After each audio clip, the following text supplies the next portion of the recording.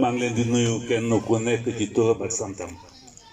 di yëkkati tey kaddu cant kaddu nuyoo may dale nuyoo bi ci ki nga xam ne moo fi nekkoon muy délégué de quartier jóge fi léegi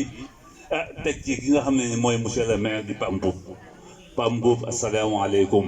di leen nuyu di nuyu délégation bi nga àndal jiital ci ki nga xam ne mooy l'adjoint au maire actuellement nii muy monsieur Lamine Gueye toujours effacé très efficace Lamine Gueye yal na yàlla guddal sa fan. xale boo xam ne dinaa ci apprésenté taxaw ci tuuti wax ci lu bari parce que li may wax dama koo xam te man samay wax bu ma koy wax dëgg lay doon te yàlla duma ci jéppi Lamine fi nga taxaw ci biir Xombal foofu la tey histoire daf ñu jox dëgg jox nañu dëgg tey boo xoolee li fi xew tey Assane yal na yàlla fay daje nga tey lu wéy te xamoo ko li nga dajale mooy que ne tey Xombal moo daje boo xoolee fii xam ne fii Xombal la ñëpp nag dañoo war a jël lépp teg ko suuf te xool Xombal tey yow da nga nekkoon réew mi mos a jël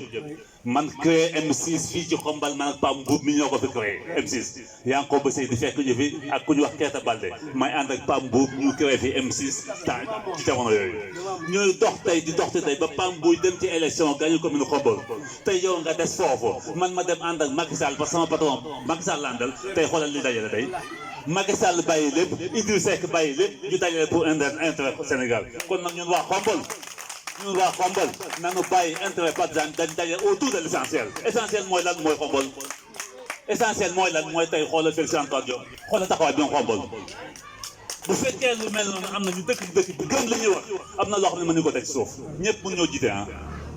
ñëpp duñ jiite kenn doo nga mën jiite ñëpp topp ñu bu fekkee nag Xombal dong nag mu ñu bëgg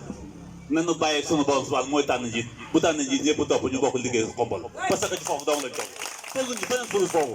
il faut que les gens soient conscients de cela man samay wax noonu laa koy politique boo gisee mënu ma cee far fenn mooy que ne lépp loo xam ne du intérêt Xombal mënu ma ci ànd su ma la toppee ba ci biir gis na yow li nga tax a jóg nekkul intérêt Xombal ma dellu sama kaw doogaat fa donc Assane l'occasion jox na la ko tey yal na yàlla guddal sa fan yal na la yàlla màggal yal na la yàlla defal lépp ba tey jii honnête booy ngi toog